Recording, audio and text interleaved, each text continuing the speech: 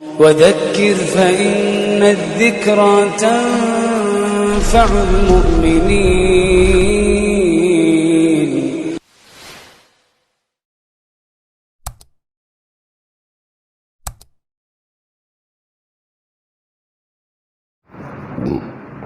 برادران اسلام، دینی بھائیو،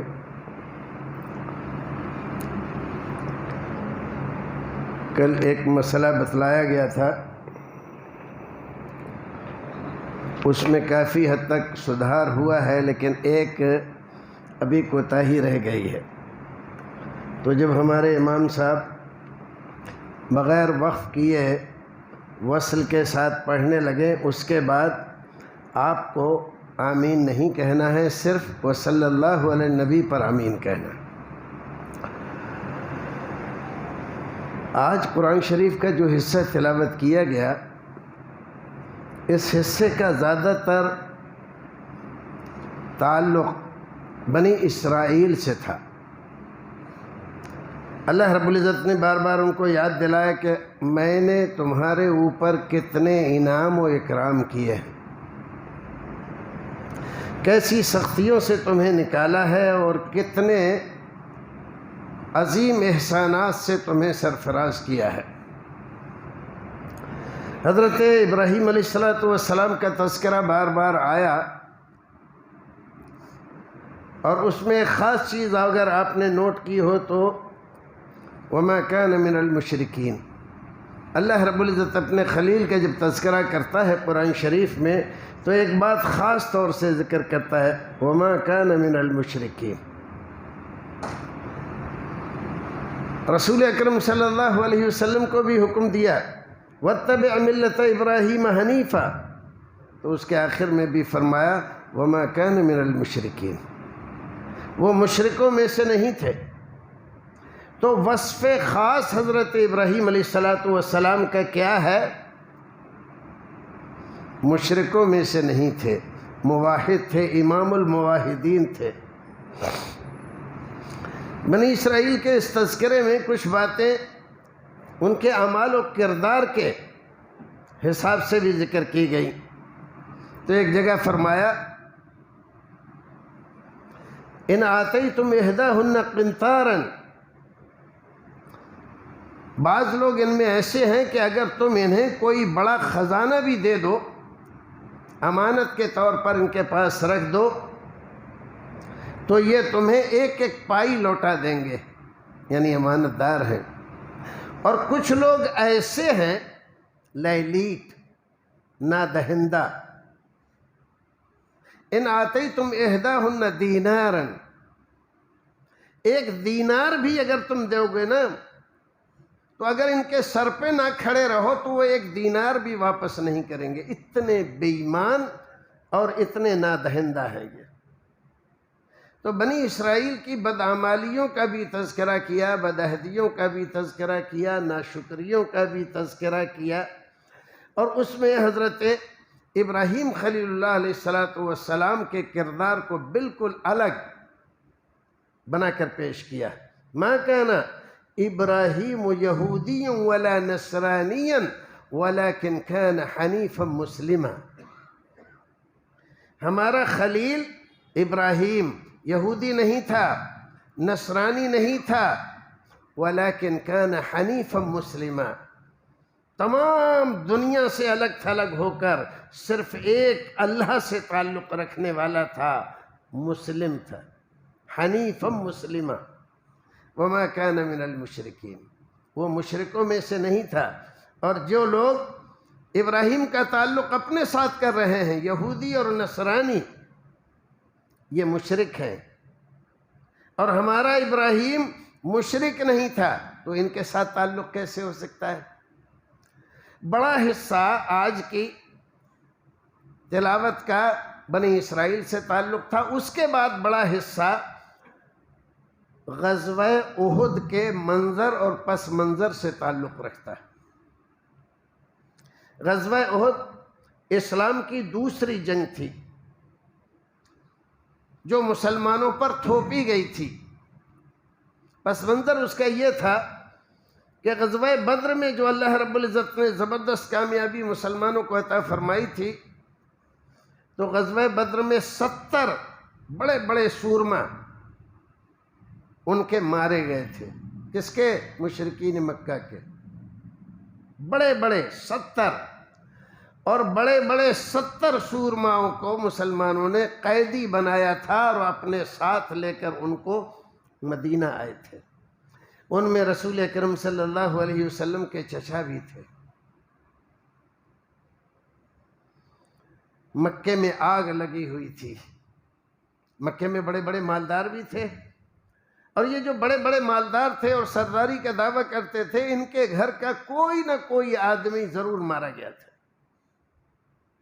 قتل ہوا تھا مسلمانوں کے ہاتھوں سے، جن کو یہ کوئی اہمیت ہی نہیں دیتے تھے۔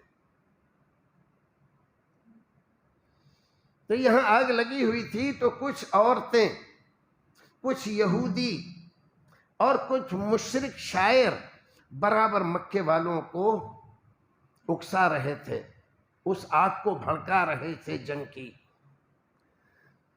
مدینے کے یہودیوں میں سے، مدینے میں 3 بڑے قبیلے تھے یہودیوں کے، بنو نذیر اور بنو قینقاع، یہ بڑے قبیلے تھے۔ ان کے جو شاعر تھے وہ مکہ جا کر ان مشرکین کو ابھار رہے تھے، ارے تم جیسا بہادر کوئی ہے دنیا میں، تم تو یہ ہو، تم تو وہ ہو، تمہارے باپ نے یہ کیا تھا، تمہارے دادا نے یہ کیا تھا، اور یہ ہو گیا تھا اور وہ ہو گیا تھا، یہ تو دھوکے سے ایسا ہو گیا کہ تمہارے سورما مارے گئے اور مسلمانوں کے ہاتھوں وہ کام آ گئے، ورنہ تم لوگ ان سے ہارنے والے ہو۔ ارے اب کے تیاری کر کے جاؤ، اور ہم تمہارے ساتھ ہیں، ہم تمہارا ساتھ دیں گے۔ یہ اتنے بدعہد، مکار اور غدار تھے۔ رسول اکرم جب مدینہ گئے تھے تو ان سے معاہدہ ہوا تھا، رسول اکرم کا معاہدہ یہ تھا کہ مدینے پر اگر حملہ ہوگا تو ہم اور تم، یعنی مسلمان اور یہودی دونوں مل کر اس کا مقابلہ کریں گے۔ ٹھیک ہے، انہوں نے بھی دستخط کیے معاہدے پر، مسلمانوں نے بھی کیے، لیکن سب سے پہلے انہوں نے بدعہدی کی۔ ایک طرف تو مکہ جا کر ان کو اکسایا کہ اب کے کسی اور جگہ نہیں، خاص مدینے پر حملہ کرو جو ان کا مرکز ہے، اور وہیں پر ہم لوگ ہیں، تو ادھر سے تم آؤ گے اور ادھر سے ہم ان پر حملہ کریں گے، تو ان کی اینٹ سے اینٹ بجا دیں گے، ان کا نام و نشان مٹا دیں گے۔ مشرکین آ گئے ان کے باتوں میں، تو اپنی ساری قوت انہوں نے جمع کی اور ان ساری باتوں کو بڑا خفیہ رکھا۔ لیکن جب یہ مکے سے چلے، رسول اکرم صلی اللہ علیہ وسلم کو اللہ رب العزت نے بتلا دیا، تو اب مسلمانوں میں ایک ذرا سی بات کو لے کر اختلاف ہو گیا، معمولی سی بات۔ کیا بات تھی؟ ان کا مقابلہ، یہ جو آ رہے ہیں مکے سے، ان کا مقابلہ مدینے میں رہ کر کیا جائے یا میدان میں نکل کر کیا جائے؟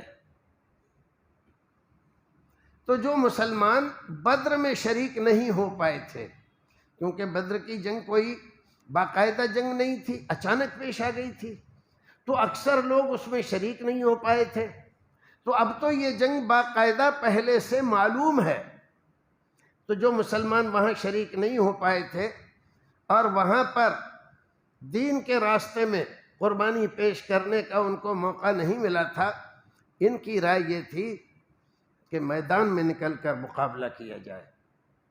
مدینے میں رہ کر کیوں مقابلہ کریں، میدان میں نکل کر مقابلہ کریں گے۔ لیکن بڑا حصہ جو عبداللہ ابن ابی ابن سلول، منافقوں کا جو سردار تھا، اس کے قبیلے کے جو لوگ تھے، ان کا یہ کہنا تھا کہ نہیں، مدینے میں رہ کر مقابلہ کیا جائے، باہر نہ نکلا جائے۔ باہر نکلنے کا مطلب تو ہے کہ آپ خود موت کو دعوت دے رہے ہیں، مصلحت کے خلاف ہے، جنگی داؤ پیچ کے خلاف ہے، اس کے خلاف ہے، اس کے خلاف ہے، یہ ہو سکتا ہے، وہ ہو سکتا ہے. اتنا زیادہ اس مسئلے کو، حالانکہ نبی اکرم موجود ہیں، نبی اکرم موجود ہیں، تو مسلمانوں کو کب یہ حق پہنچتا تھا کہ آپ کی موجودگی میں آپ کا فیصلہ لیے بغیر کسی بات پر اڑ جائیں؟ لیکن یہ منافق اڑ گئے. آج بھی مسلمانوں میں کوئی مسئلہ ہوتا ہے تو ایسا ہی ہو جاتا ہے. اکثریت کچھ کہتی ہے، ایک آدمی اس میں نہیں ایسا نہیں ہونا چاہیے، ایسا ہونا چاہیے، یہ ہوگا تو یہ ہو جائے گا، یہ ہو جائے گا، وہ ہو جائے گا، اور یہیں سے اختلاف ہو جاتا ہے. پتہ چلا کہ کسی فارمولے کو، کسی پروگرام کو کامیابی کے ساتھ لے کر جا رہے تھے اور وہ سب ٹائیں فش ہو گیا. اسی لیے اتنی بڑی تعداد ہے مسلمانوں کی. مسلمانوں کا کوئی ہاسپٹل ہے؟ کوئی نہیں. کوئی کالج ہے؟ کوئی نہیں. کوئی یونیورسٹی ہے؟ کوئی نہیں. کیوں؟ اسی ذرا سے اختلاف کی وجہ سے. فلاں صاحب اس کے ذمہ دار بنے تو بھئی ہم ان کے ساتھ نہیں ہیں. فلاں صاحب فلاں برادری کے ہیں، یہ فلاں قبیلے کے ہیں، یہ فلاں کے ہیں، یہ ایسے ہیں، یہ ویسے ہیں. آج کیا ہے؟ ہم مجبور ہیں اپنے بچوں کو کرسچن کے اسکولوں میں پڑھانے پر. وہ ہماری بچیوں کو، بڑی بڑی بچیاں ہو رہی ہیں، ٹاپ اسکرٹ پہننے پر مجبور کرتے ہیں اور ہم پہناتے ہیں. یہ آپ کا کرناٹک ہی تو ہے کہ ہماری بچیوں کو حجاب پہننے کی وجہ سے اسکول سے لتاڑ دیا گیا، ان کو بھگا دیا گیا، ان کو امتحان نہیں دینے دیا. اگر تمہارے کالج ہوتے، تمہارے اسکول ہوتے تو دوسرے لوگ تمہارے ساتھ یہ سلوک کرتے؟ ہرگز نہیں کرتے. ہم ذرا سی بات پر آپس میں لڑ کے اپنی اجتماعی طاقت اور قوت کو برباد کرتے ہیں اور پھر دوسروں کے جوتے کھاتے ہیں. اس کے باوجود اتنے بے شرم ہو گئے ہیں ہم کہ ہمیں شرم نہیں آتی. ذرہ برابر کسی بھی بڑے سے بڑے حادثے سے کوئی سبق لے کر اپنے عمل کو، اپنے کردار کو، اپنی زبان کو، اپنی سوچ کو سدھارنے کے لیے تیار نہیں ہے. وہی لڑائی، وہی دنگا، وہی فساد جو پہلے تھا اب بھی چل رہا ہے. حد تو یہ ہے کہ بعض ایسے خناس بھی ہماری صفوں میں مسلمانوں کی پیدا ہو گئے ہیں کہ اپنی مسجد کے گیٹ پر لگا دیتے ہیں، اس مسجد میں فلاں مذہب والوں، مسلک والوں کو داخل ہونے کی، آنے کی اجازت نہیں ہے. یہ مسجد کیا تمہارے باپ کی ہے؟ اللہ تعالیٰ کہہ رہا ہے ان المساجد للہ، مسجدیں سب اللہ کی ہیں. اگر اللہ کی نہیں مانتے ہو تو اس کو مسجد کیوں کہتے ہو؟ اس پہ کچھ اور نام رکھ دو، تمہارا رہے گا، تمہارے باپ کا، تمہارے مسلک کا رہے گا. خانقاہ نام رکھ دو، اس کا کچھ اور نام رکھ دو. مسجد کیوں نام رکھتے ہو؟ قرآن تو کہہ رہا ہے مسجدیں اللہ کی ہیں. جب اللہ کی مسجد ہے تو اللہ کے بندوں کو مسجد میں آنے سے کیوں روکتے ہو؟ بہرحال یہ قصہ تو بہت دردناک ہے. اللہ رب العزت ہمیں شعور عطا فرمائے، ہوش دے ہمیں اللہ رب العزت.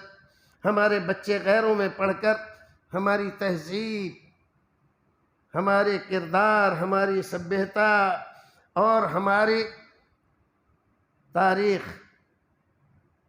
ان تمام سے بے بہرا ہو رہے.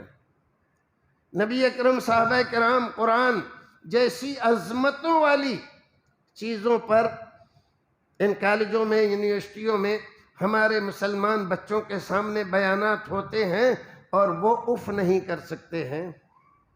ایک تو اس لیے کہ ان کو معلوم نہیں ہے بیچاروں کو، وہ خود نہیں جانتے ان کے بارے میں. دوسرے، اگر انہوں نے ایک لفظ نکالا تو ان پر کوئی بھی الزام لگا کر کالج سے ان کو نکال کر باہر کر دیا جائے گا، ان کا سارا کیریئر ختم کر دیا جائے گا. اس لیے وہ ایمان کے باوجود ان تمام باتوں کو برداشت کرنے پر مجبور ہیں. بہرحال اس کو چھوڑ دیتے ہیں. غزوہ احد ہوا، ایک بڑا حصہ مسلمانوں کا رسول اکرم کا ساتھ چھوڑ کر الگ چلا گیا. بہت چھوٹے حصے سے رسول اکرم نے شہر سے باہر نکل کر جنگ کی. ابتدا میں مسلمانوں کی جیت ہوئی. رسول اکرم نے ایک پہاڑی درے پر ایک ٹکڑی کو فوجیوں کی متعین کیا تھا. ہم جنگ ہاریں یا جیتیں، تمہیں یہ درہ نہیں چھوڑنا ہے، یہیں پر رہنا ہے. ٹھیک ہے. جب جنگ ہوئی اور مشرکین مکہ پہلے ہی حملے میں بھاگ کھڑے ہوئے تو بہت ساز و سامان لائے تھے اپنے اونٹوں پر. وہ گرا گرا کر اونٹ تاکہ ہلکے ہو جائیں اور تیز بھاگیں، سامان گرا گرا کر بھاگ رہے تھے. تو مسلمان ان کا یہ سامان چھیننے لگے ان سے اور لے لے کر اس کو ڈھیر کرنے لگے. قانون یہ ہے کہ بھاگتی ہوئی فوج کا جو حصہ، جو چیز فوجی لے لے گا اور اس پر نشان رکھ دے گا تو یہ اسی کو دی جائے گی. اور ان لوگوں نے اس لیے تاکہ زیادہ سے زیادہ تیر، تلوار، نیزے، برچھے، بلم، بھالے، خنجر، یہ چیزیں ہمیں ملے، سامان ہمیں ملے. انہوں نے اس بات کو نظر انداز کر دیا کہ پیچھے کیا ہو رہا ہے. ادھر وہ جو درے پہ تھے وہ سارا میدان جنگ دیکھ رہے تھے، اونچائی پر تھے وہ لوگ، جنگ نیچے ہو رہی تھی. انہوں نے جب دیکھا کہ جنگ تو ختم ہو گئی، مشرکین مکہ بھاگ کھڑے ہوئے، چلو ہم بھی ان کو پیچھے سے ماریں اور چھینیں ان کا سامان. تو جو سردار تھے انہوں نے منع کیا، ایسا مت کرو. تمہیں یاد ہے اللہ کے رسول نے کہا تھا کہ ہم جنگ جیتیں یا ہاریں تمہیں یہیں رہنا ہے. تو کہنے لگے ارے آپ سمجھے نہیں، وہ تو اس لیے آپ نے کہا تھا کہ کہیں ایسا نہ ہو کہ جنگ کا نقشہ بدل جائے، اس لیے کہا تھا. بالکل وہی انداز ہے جیسے آج کل رسول اکرم کی کوئی حدیث پیش کی جاتی ہے تو ہمارے کچھ بھائی کہتے ہیں ارے آپ سمجھے نہیں، اس کا مطلب یہ تھوڑا ہی ہے، اس کا مطلب یہ ہے، اس کا مطلب یہ ہو سکتا ہے، یہ بھی تو ہو سکتا ہے، وہ بھی تو ہو سکتا ہے. رسول اکرم کا صاف صریح فرمان ہے، چھوڑ کے درے کو نہیں جانا ہے، ہم جیتیں یا ہاریں. اتنی صاف ستھری بات کو انہوں نے اس کا مطلب یہ ہے، اس کا مطلب وہ ہے کر کے درے کو چھوڑ دیا. چند لوگ وہاں رہ گئے، باقی لوگ نیچے اتر گئے. خالد بن الولید اس وقت تک مسلمان نہیں ہوئے تھے. وہ گھوڑے پر مشرکین مکہ کے ساتھ بھاگتے ہوئے جا رہے تھے مکے کی طرف.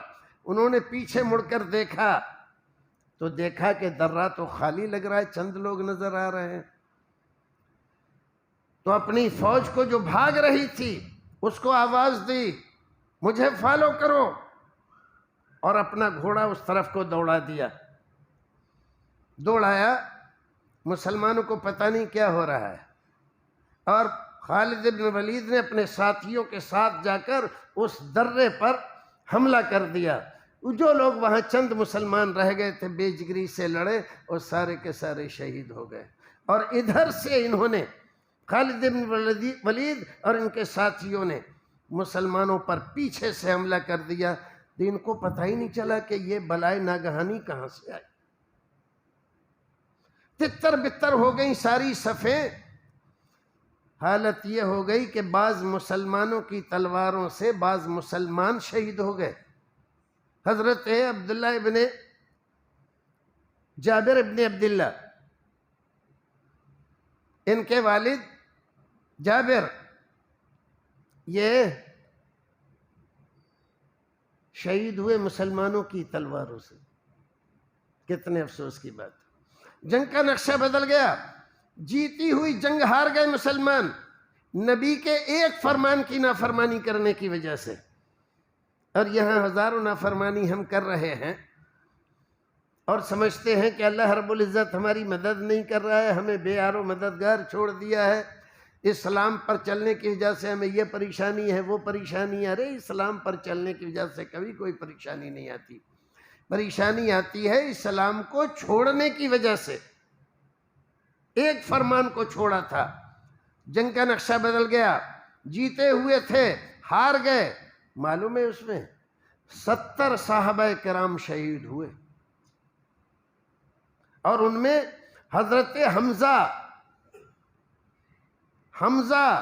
رسول اکرم صلی اللہ علیہ وسلم کے چچا، شیروں کا شیر، رسول اکرم صلی اللہ علیہ وسلم ان کی شہادت کو پوری زندگی بھلا نہیں سکے۔ فتح مکہ میں بھی جب ہندہ جس نے شہید کروایا تھا ان کو مسلمان ہونے کے لیے آپ کے پاس آئی اور بتایا گیا کہ یہ ہندہ ہے، تو رسول اکرم کے آنسو جاری ہو گئے۔ جب وہ وحشی آئے جس نے خنجر مار کر حضرت حمزہ کو شہید کیا تھا اور کہا میں مسلمان ہونا چاہتا ہوں، پوچھا کون ہے تو؟ کہا کہ میں وحشی ہوں۔ کہا من وحشی؟ وحشی ابن حرب۔ قال نعم۔ رسول اکرم کی آنکھوں سے آنسو جاری ہو گئے۔ فرمایا اب تم اسلام لانے کے لیے آئے ہو، اسلام تمہارا قبول ہے، لیکن تم اپنا چہرہ مجھے کبھی مت دکھانا، کیونکہ جب میں تمہیں دیکھوں گا میرے چچا مجھے یاد آئیں گے۔ آپ اندازہ لگا سکتے ہیں اس غم کا، اس رنج کا، اس تکلیف کا، اس پریشانی کا۔ 7-8 سال ہو گئی ہیں اور رسول اکرم اس غم کو نہیں بھولے۔ تو ایک جنگ ایسی دردناک، اور اس جنگ میں اس قدر عبرتیں، اتنی نصیحتیں ہیں مسلمانوں کے لیے کہ اگر بیان کیا جائے سارا رمضان ان عبرتوں نصیحتوں میں گزر سکتا ہے، اور کیا کیا اس سے درس ہمارے لیے ہیں۔ اللہ رب العزت ہمیں اور آپ کو نیک عمل کرنے کی توفیق عطا فرمائے۔ جب تک دنیا میں رکھے ایمان و سلامتی کے ساتھ رکھے، پروردگار ہمیں اور آپ کو رسول اکرم کی فرما برداری کی توفیق عطا فرمائے، نافرمانی سے بچائے، اور اسلام کے لیے اپنا مال جان ہر کچھ قربان کرنے کی توفیق دے۔ ہم زندہ رہیں تو اس لیے کہ اسلام کی سربلندی کے لیے کام آئیں گے، اور مریں تو اس امید کے ساتھ کہ اللہ رب العزت ہمیں رسول اکرم و صحابہ کرام کے ساتھ ہمارا حشر کرے گا۔ وآخر دعوانا الحمدللہ رب العالمین۔